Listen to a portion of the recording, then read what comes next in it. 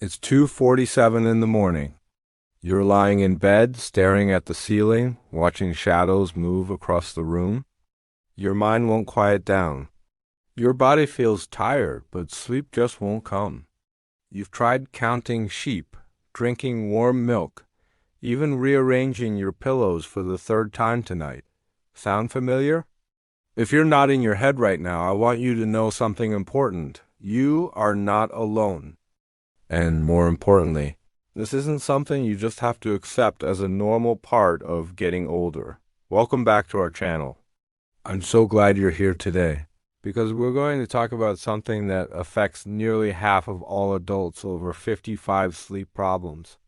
But we're not just going to talk about the problem.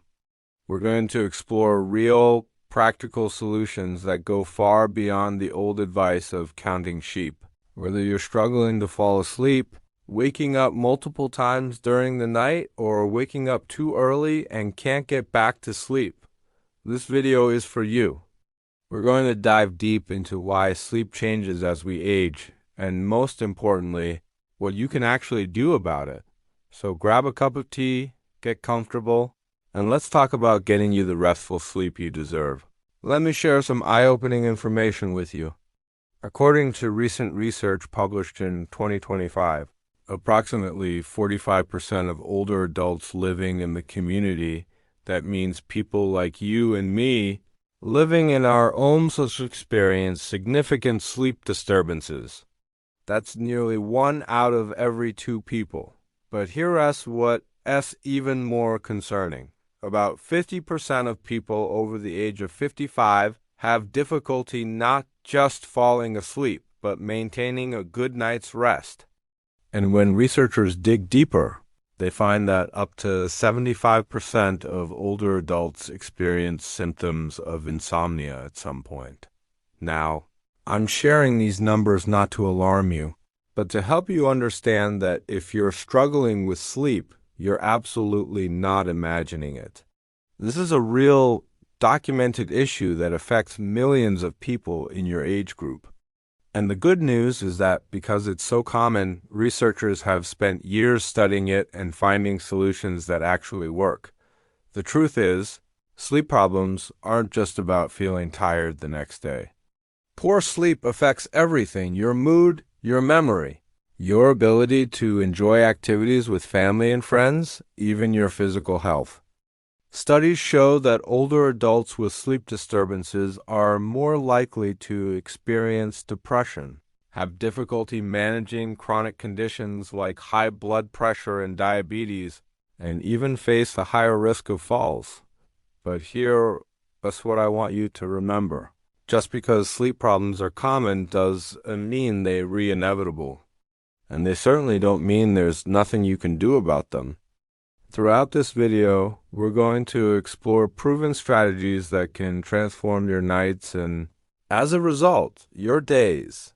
Before we jump into solutions, I think it's really important to understand why sleep becomes more challenging as we get older.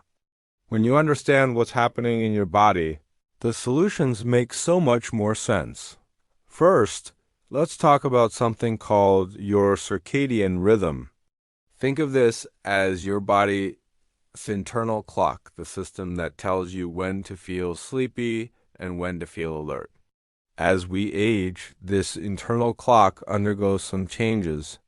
You might notice that you're getting tired earlier in the evening than you used to, maybe around 7 or 8 p.m., and you might find yourself waking up much earlier in the morning, sometimes before the sun comes up.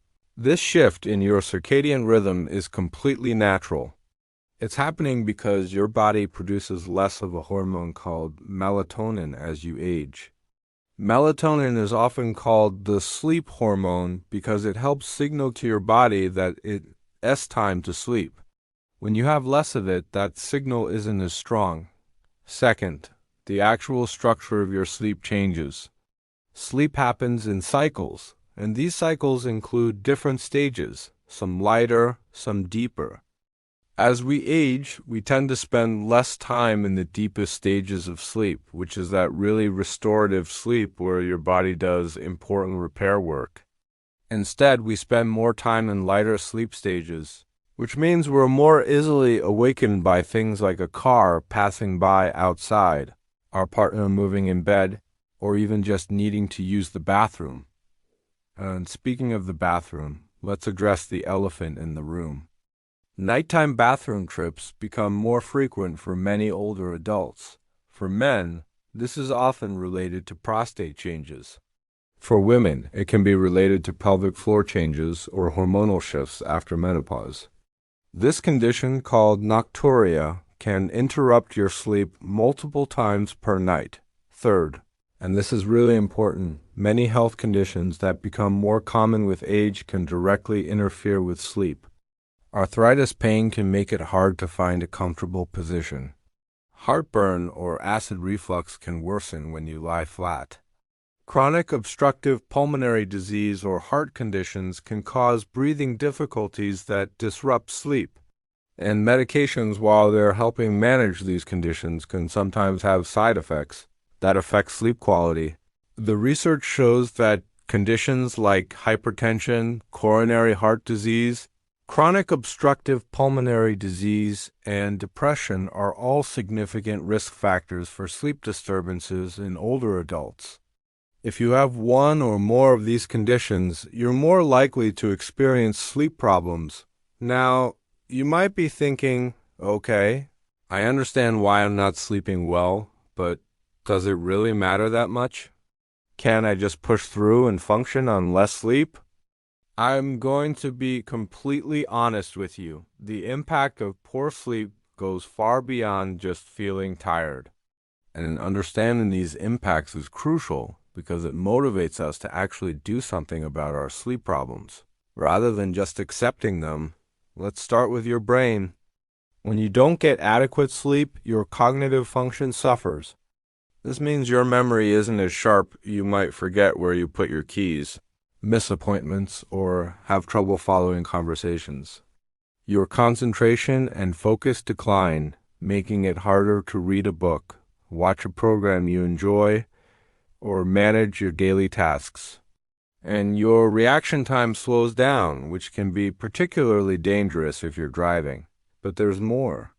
Poor sleep has a profound effect on your emotional well-being. Recent studies show that depression is one of the strongest risk factors for sleep disturbances, but it works both ways. Sleep problems can contribute to depression, and depression makes sleep problems worse. It becomes a cycle that's hard to break. You might feel more irritable, anxious, or emotionally fragile when you're not sleeping well. From a physical health standpoint, chronic sleep deprivation affects nearly every system in your body. It can raise your blood pressure, making it harder to control hypertension even with medication. It weakens your immune system, making you more susceptible to illnesses. And it increases inflammation in your blood sugar regulation, which is particularly concerning if you have diabetes or prediabetes. Your body, which is linked to numerous chronic diseases. Here is something that really concerns me as someone who cares about your health and safety. Poor sleep significantly increases your risk of falls.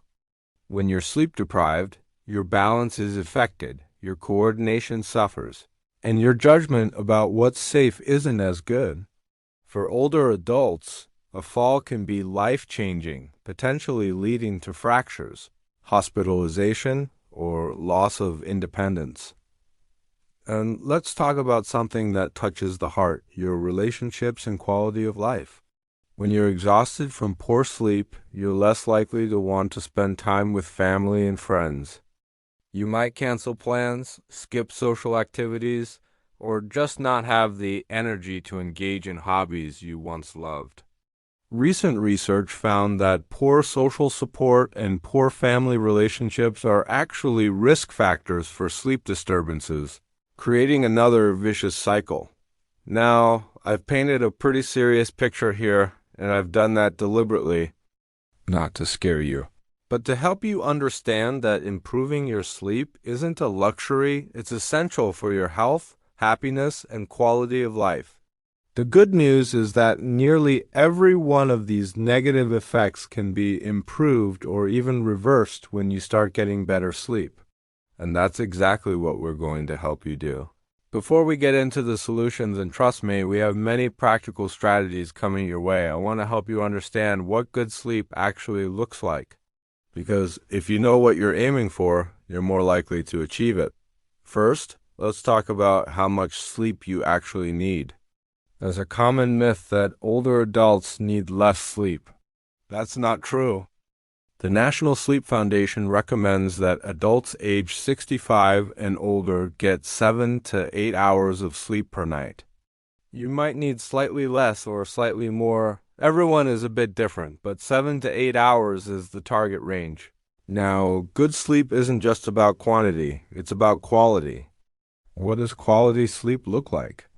Well, ideally, you should be able to fall asleep within about 20 to 30 minutes of lying down. If it's taking you an hour or more to fall asleep most nights, that's a sign something needs to change. Once you're asleep, you should stay asleep for most of the night. Now, I want to be realistic here. It's normal to wake up briefly once or twice during the night, especially to use the bathroom. But, and this is the key, you should be able to fall back asleep relatively quickly within 10 to 20 minutes. If you're lying awake for 45 minutes or an hour after waking up, or if you're waking up 5 or 6 times per night, that's disrupted sleep. When you wake up in the morning, you should feel reasonably refreshed. Not necessarily ready to run a marathon, but you should feel like your sleep has restored you and given you energy for the day.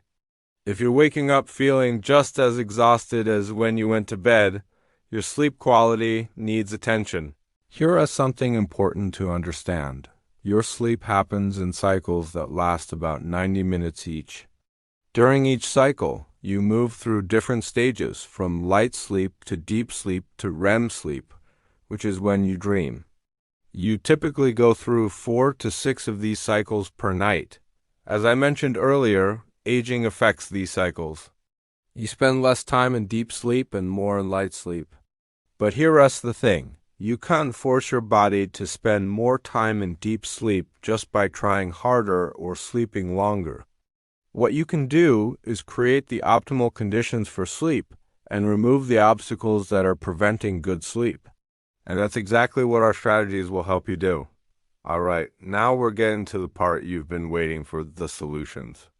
But I want to approach this differently than most sleep advice you've probably heard. You've probably been told to count sheep, drink warm milk, or just relax. And while those things might help some people, they're far too simplistic for the complex sleep challenges that many older adults face. What you need is a comprehensive approach, one that addresses multiple aspects of sleep at the same time. Think of improving your sleep like tending a garden. You can't just plant seeds and hope for the best. You need to prepare the soil, ensure adequate water, provide the right amount of sunlight, protect against pests, and consistently maintain the garden. Sleep is similar. You need to address your sleep environment, your daily habits, your evening routine, your physical health, your mental and emotional state, and sometimes even your beliefs and attitudes about sleep. So here's how we're going to organize our solutions today. We'll be covering 7 key areas. 1. Your sleep environment, creating a bedroom that promotes rest. 2. Your daily habits, what you do during the day that affects your night. 3. Your evening routine, the crucial hours before bedtime. 4. Managing physical discomfort, addressing pain, bathroom trips, and other physical issues. 5. Calming your mind, dealing with worry, anxiety, and racing thoughts. 6. Understanding sleep medications, when they help and when they hurt. And 7. Special considerations addressing specific sleep disorders that might need professional attention. Now, I know that's a lot to cover, and I don't expect you to implement everything at once. In fact, I'd advise against it.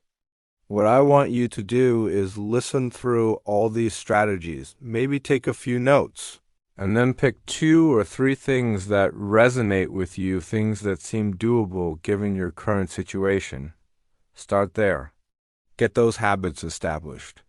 And then, if you need to come back and add another strategy or two, the goal isn't perfection.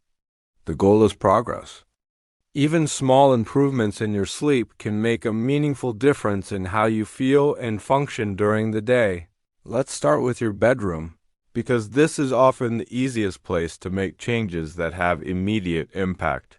Your bedroom should be a sanctuary for sleep, a place that signals to your brain and body that it's time to rest. Unfortunately, many bedrooms have evolved into multi-purpose spaces. We watch TV there, work on laptops, scroll through our phones, pay bills, and more.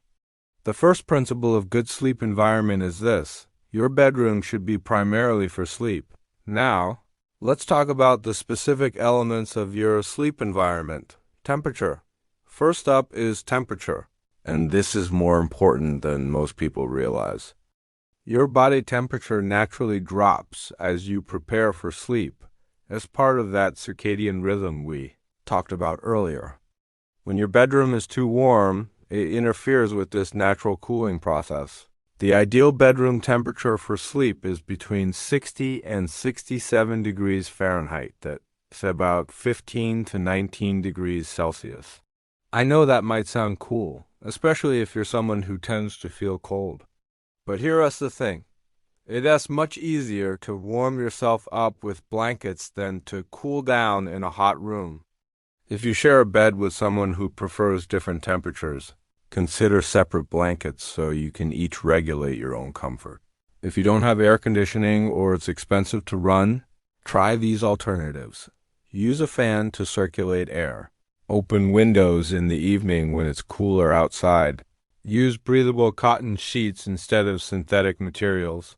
And take a warm bath or shower about 90 minutes before bed. Paradoxically, this helps lower your core body temperature afterward.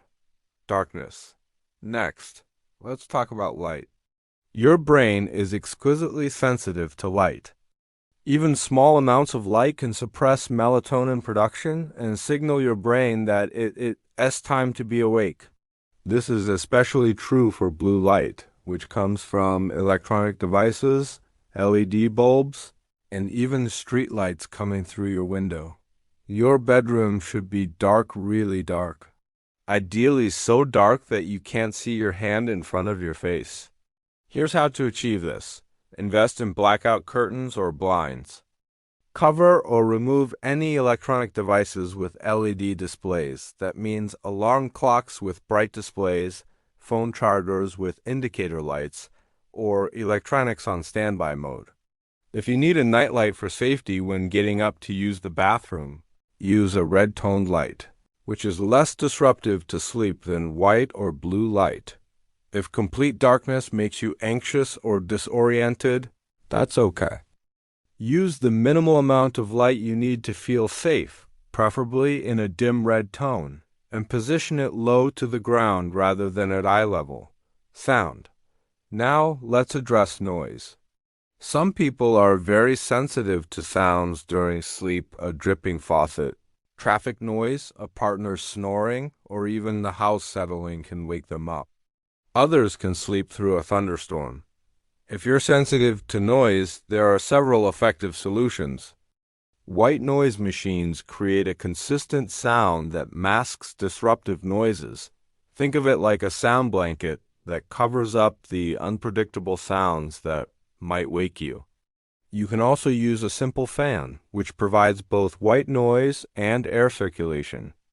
Earplugs are another option, though some people find them uncomfortable. If your partner snores, this deserves its own attention.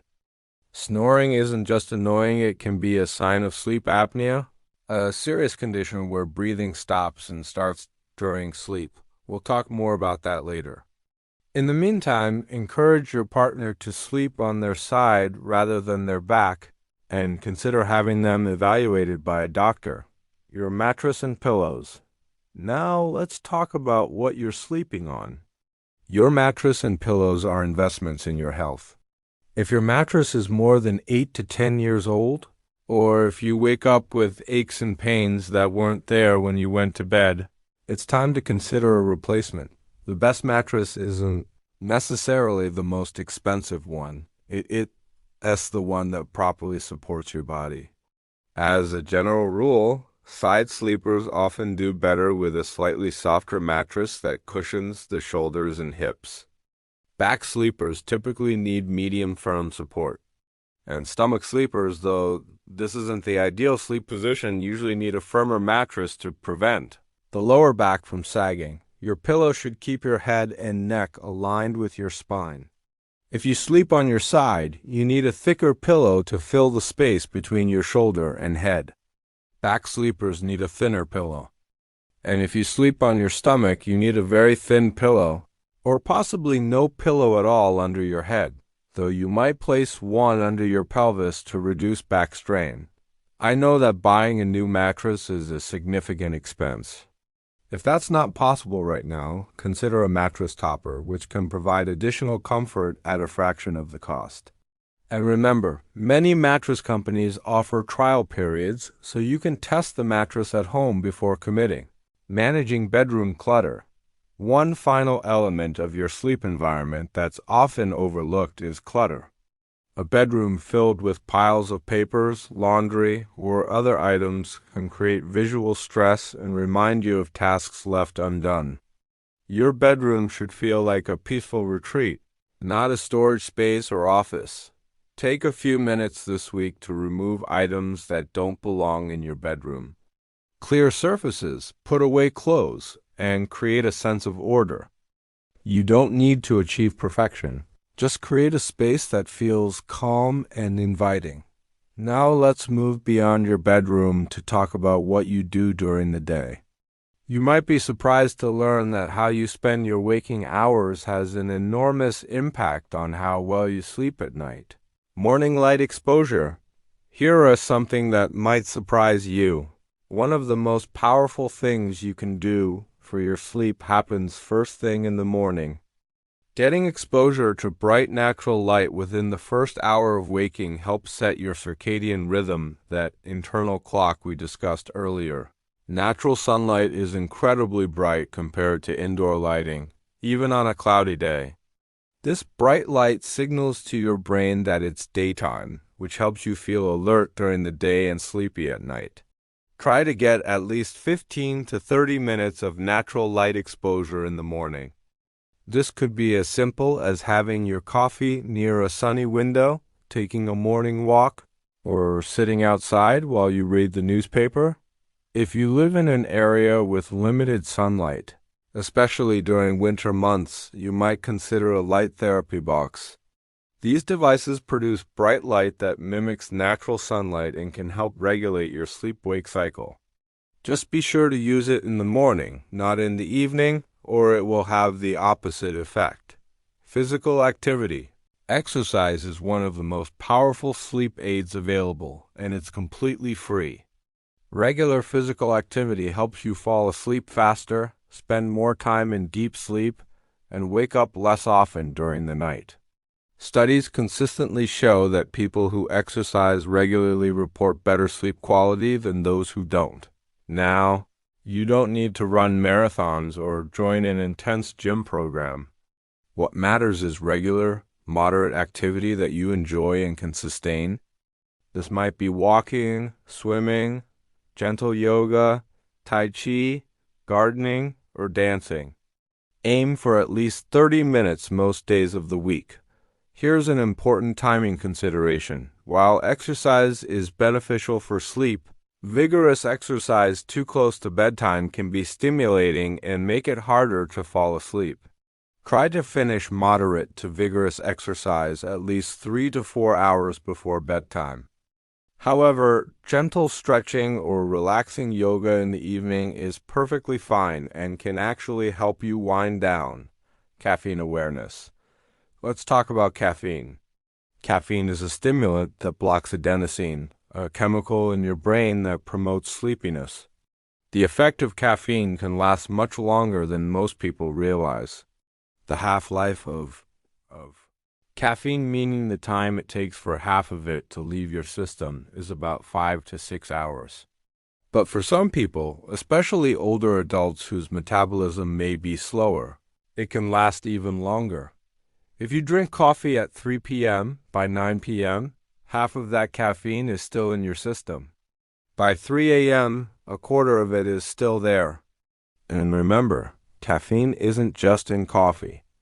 It's in tea, many sodas, chocolate, some pain relievers, and even decaffeinated coffee has small amounts. Practical recommendation. Here's my suggestion. If you're having sleep problems, try cutting off all caffeine by noon, yes, noon. See if it makes a difference after a week or two. You might experience a few days of withdrawal with headaches or fatigue, but push through. Many people are amazed at how much better they sleep once they eliminate afternoon caffeine. And if you really miss that afternoon cup, switch to herbal tea or warm water with lemon. Alcohol considerations. Many people believe that alcohol helps them sleep. And it's true that alcohol can make you feel drowsy and help you fall asleep faster. But here's what most people don't know. Alcohol significantly disrupts the quality of your sleep. Alcohol suppresses REM sleep, which is the stage where dreaming occurs and where your brain processes emotions and consolidates memories. It also causes more frequent awakenings in the second half of the night as your body metabolizes the alcohol. You might fall asleep quickly after drinking, but you'll likely wake up multiple times, have vivid dreams or nightmares, and wake up feeling unrefreshed. If you enjoy an occasional glass of wine or beer, try to finish it at least 3 to 4 hours before bedtime and limit yourself to one drink. Avoid using alcohol as a sleep aid. It will ultimately make your sleep problems worse. Managing fluid intake. We need to find a balance with fluids. You don't want to become dehydrated, but you also don't want to drink so much in the evening that you waking up multiple times to use the bathroom. Try to front load your fluid intake earlier in the day. Drink plenty of water throughout the morning and afternoon, then taper off in the evening. Stop drinking fluids about 2 hours before bedtime, or at least limit yourself to small sips if you're thirsty. Empty your bladder right before getting into bed, even if you don't feel a strong urge to go. Napping strategy. Naps can be wonderful. They provide rest, restore energy, and can improve mood and alertness.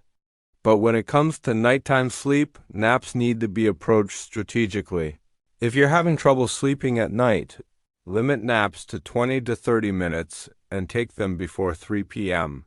Short naps in the early afternoon won't significantly interfere with nighttime sleep, but longer naps or naps later in the day can make it much harder to fall asleep at your regular bedtime. If you find yourself needing long naps every day, that's actually a sign that your nighttime sleep isn't adequate. It's not a solution, it's a symptom. Focus on improving your nighttime sleep, and you'll likely find that your need for daytime naps diminishes. We're now approaching the final hours before bed, the crucial time when you retransitioning from your active day to restful sleep. Having a consistent, calming evening routine is one of the most effective sleep strategies available. The power of consistency. Think about how you helped your children or grandchildren fall asleep when they were young. You probably had a routine, bath time, pajamas, a story, maybe a lullaby, and then bed. The same thing every night. You did this because routines work. They signal to the body that sleep is coming. As adults, we often abandon these routines, but we need them just as much as children do. Your evening routine signals to your brain and body that it's time to shift gears, to move from the alertness of the day to the relaxation of sleep, the 2-hour wind down. Ideally, your wind down process begins about 2 hours before you want to be asleep. During this time, you're gradually creating the conditions for sleep, Start by dimming the lights in your home. Bright lights suppress melatonin, so lower light levels help your body start producing this sleep hormone. Use lamps instead of overhead lights. Consider using warm-toned bulbs rather than bright white or blue-toned lights. Put away your electronic devices. I know this is hard in our modern world, but the blue light from phones, tablets, computers, and televisions suppresses melatonin production and keeps your brain active. If you absolutely must use a device, enable the night mode or blue light filter and keep the screen as dim as possible. But ideally, put them away entirely, relaxing evening activities. So what should you do instead of scrolling through your phone or watching television? Choose activities that are genuinely relaxing and don't require intense concentration or emotional involvement. Reading can be wonderful, but choose something enjoyable rather than thrilling or upsetting. Light fiction, pleasant memoirs, or inspirational books work well. Avoid reading in bed if possible. Save your bed for sleep. Instead, read in a comfortable chair with a lamp. Gentle stretching or relaxing yoga poses can release physical tension and signal your body to relax. Focus on poses that open the hips and release the lower back areas where we often hold tension. Taking a warm bath or shower about 90 minutes before bed can be particularly effective. As I mentioned earlier, this seems counterintuitive, but warming your body in the bath causes your core temperature to drop afterward, which promotes sleepiness, journaling, and worry management. Many older adults tell me that when they lie down to sleep, their minds start racing. They worry about health concerns, family members, finances, or tomorrow's tasks. Sound familiar? One powerful technique is to keep a journal and pen on your nightstand. Before getting into bed, spend 10 to 15 minutes writing down your worries, concerns, and tomorrow's to-do list. The act of writing them down tells your brain, I've captured these thoughts. I don't need to keep rehearsing them. They'll be here in the morning. You can also write down things you're grateful for, 3 things that went well today, or 3 things you're looking forward to. This shifts your mind toward positive thoughts as you prepare for sleep. The bedtime ritual. Finally, create a short bedtime ritual, the same sequence of activities every night. This becomes a powerful signal to your body. Your ritual might look like this. Put on your pajamas, brush your teeth, wash your face, apply moisturizer, set out clothes for tomorrow. Plug in your phone in another room, not your bedroom. Do some gentle stretches, get into bed, read for 15 minutes, turn off the light. Same order, same time, every single night. The power of this ritual comes from repetition. After a few weeks, your body will begin to feel sleepy as soon as you start the routine because it recognizes the pattern. What to do if you can't fall asleep? Here is a crucial rule. If you've been lying in bed for 20 minutes and you're really not asleep, get up. Don't lie there tossing and turning, watching the clock, feeling frustrated. This creates an association between your bed and wakefulness, the opposite of what you want. Instead, get out of bed and go to another room. Do something quiet and relaxing in dim light. Read a book. Listen to soft music. Do some gentle stretching. When you feel sleepy again, return to bed. Repeat this as many times as necessary. The goal is to strengthen the association between your bed and sleep, not between your bed and frustration or wakefulness.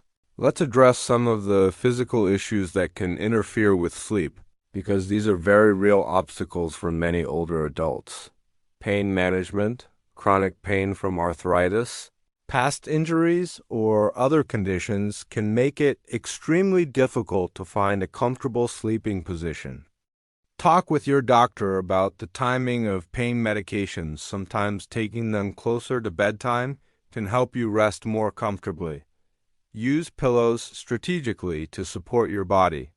If you have hip or knee arthritis and sleep on your side, place a pillow between your knees. If you have back pain and sleep on your back, place a pillow under your knees. These small adjustments can significantly reduce pain and help you sleep more soundly. Heartburn and reflux. Gastroesophageal reflux disease, or GERD, affects many older adults and often worsens when lying flat. If you experience heartburn at night, elevate the head of your bed by 4 to 6 inches using bed risers or a wedge pillow. Don't just pile up regular pillows. This can actually worsen reflux by bending your body in the middle. Avoid eating large meals within 3 hours of bedtime, and limit foods that trigger your reflux. Common culprits include spicy foods, citrus, tomatoes, chocolate, coffee, and alcohol. Nighttime bathroom trips. Frequent nighttime urination, or nocturia, is one of the most common sleep disruptors for older adults. We discussed limiting evening fluids, but there's more you can do. If you're taking diuretic medications for blood pressure or heart conditions, ask your doctor if you can take them earlier in the day rather than in the evening. Elevate your legs for an hour or two in the late afternoon or early evening. This helps your body process and eliminate excess fluid before bedtime, rather than during the night. For safety, ensure the path from your bedroom to the bathroom is clear and well lit with nightlights. Consider keeping a bedside urinal or commode if mobility is an issue or if the bathroom is far away. Even when your body is ready for sleep, your mind might not cooperate. Let's talk about techniques to quiet mental chatter and ease anxiety. Breathing exercises. One of the simplest and most effective techniques is controlled breathing. Try the 4-7-8 technique. Breathe in through your nose for a count of 4. Hold your breath for a count of 7 and exhale slowly through your mouth for a count of 8. Repeat this 4 times. This breathing pattern activates your parasympathetic nervous system, your body's relaxation response. Progressive muscle relaxation. Progressive muscle relaxation systematically releases tension from your body. Starting with your toes, tense the muscles for 5 seconds. Then release and notice the feeling of relaxation. Move up through your body, feet, calves, thighs, buttocks, abdomen, chest, hands, arms, shoulders, neck, and face. By the time you reach your head, your entire body should feel heavy and relaxed. Meditation and guided imagery. Meditation isn't complicated or mystical. It's simply focusing your attention. You might focus on your breath, on a peaceful image, or on a word or phrase that's meaningful to you. When your mind wanders, and it will gently bring it back without judgment. Guided imagery involves imagining yourself in a peaceful place, a beach, a garden, or a mountain cabin. Engage all your senses. What do you see, hear, smell, feel? There are many free guided meditation recordings specifically designed for sleep that can walk you through this process. Now let's have an honest conversation about sleep medications, because many of you may be taking them or considering them. Over-the-counter options. Most over-the-counter sleep aids contain antihistamines like diphenhydramine or doxylamine. While these can make you drowsy, they're not ideal for older adults. They can cause confusion, dizziness, increased risk of falls, urinary retention, and next-day grogginess. They also lose effectiveness with regular use. Melatonin supplements are a gentler option. Melatonin is a hormone your body naturally produces, and supplementing it can help regulate your sleep-wake cycle. Start with a low-dose 0.5 to 1 milligram taken about 2 hours before bedtime. More isn't better with melatonin. It's generally safe, but may interact with blood thinners and other medications, so check with your doctor first. Prescription sleep medications. Prescription sleep medications like Zolpidem or Esopiclone can be effective in the short term, but they come with risks, especially for older adults: increased fall risk, memory problems, next-day impairment, and potential dependence. They also don't provide the same restorative sleep as natural sleep. If you're currently taking prescription sleep medication, do and stop abruptly talk with your doctor about gradually tapering off while implementing the behavioral strategies we've discussed. These strategies often work just as well without the side effects. While these strategies help most people, some sleep problems require professional evaluation. Sleep apnea.